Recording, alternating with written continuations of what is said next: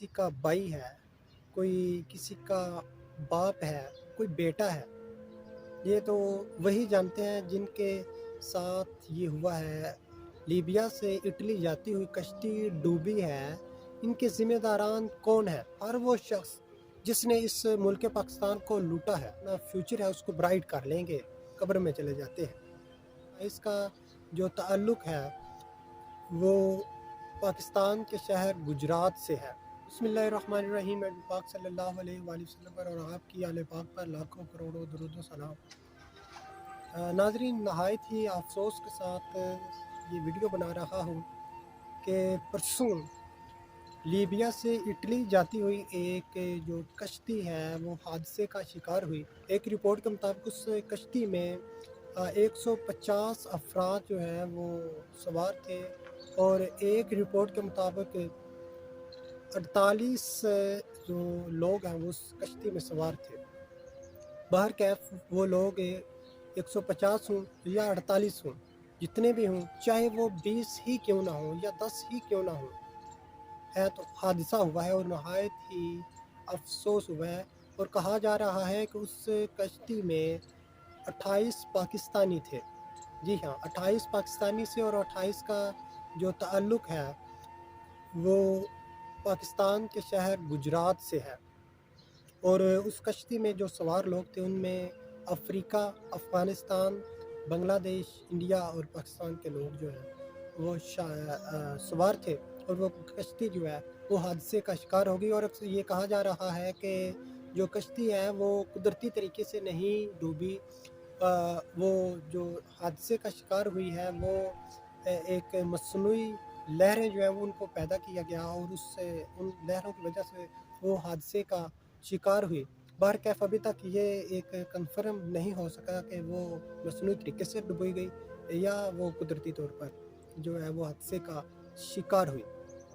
ناظرین، اب یہ جو ہونا ہو گیا ہے، ٹھیک ہے، یہ جا کر جو ڈوبے ہیں وہ ان میں کوئی کسی کا بھائی ہے، کوئی کسی کا باپ ہے، کوئی بیٹا ہے، یہ تو وہی جانتے ہیں جن کے ساتھ یہ ہوا ہے، اور جن کا ان کے ساتھ کوئی تعلق ہے، بھائی جیسا، باپ جیسا یا پھر بیٹے جیسا۔ ناظرین، یہ جو ہوا ہے اس کے ذمہ دار کون ہے؟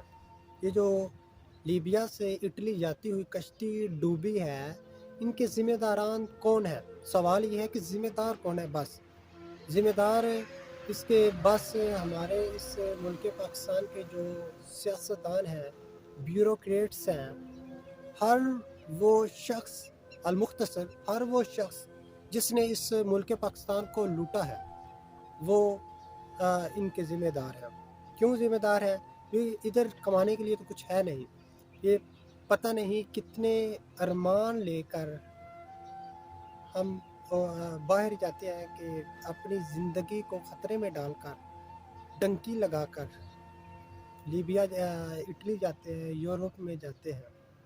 جسٹ ایک ہی خیال ہوتا ہے کہ ہم ایک دوسرے ملک میں جائیں گے اور وہاں جا کر ہم جو اپنا فیوچر ہے اس کو برائٹ کر لیں گے، تو لیکن وہ برائٹ نہیں کر پاتے اور قبر میں چلے جاتے ہیں۔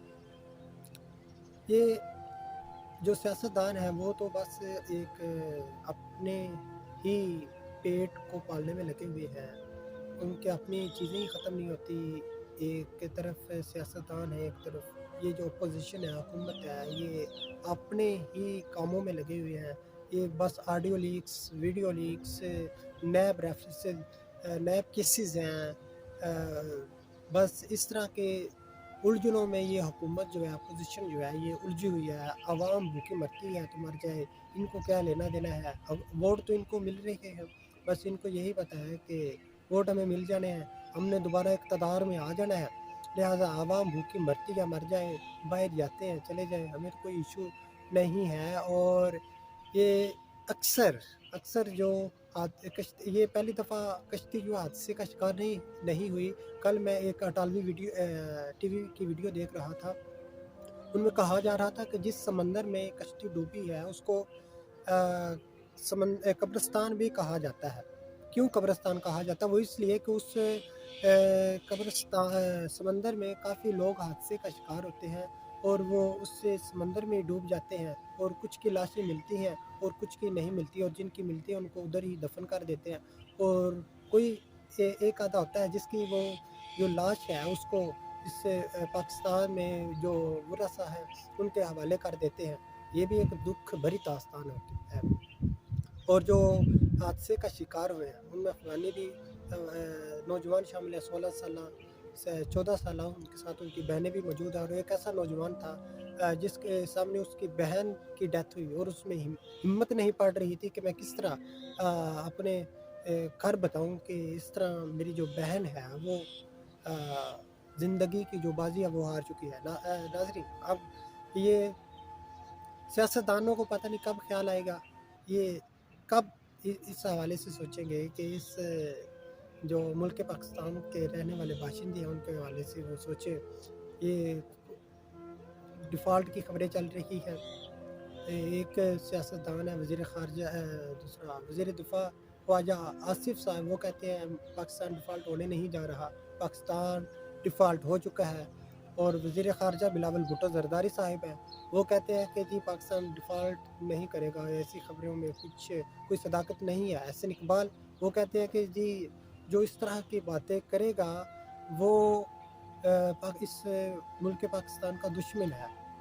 اب مجھے سمجھ نہیں آتی کہ حقیقت کیا ہے، کہ حقیقت میں اس پاکستان یہ ڈیفالٹ کرنے جا رہا ہے، اللہ نہ کرے ڈیفالٹ ہو چکا ہے، کیا حقیقت ہے کیا نہیں، کچھ سمجھ نہیں آ رہی، اور اللہ ہی اس ملک پاکستان کا حافظ ہے۔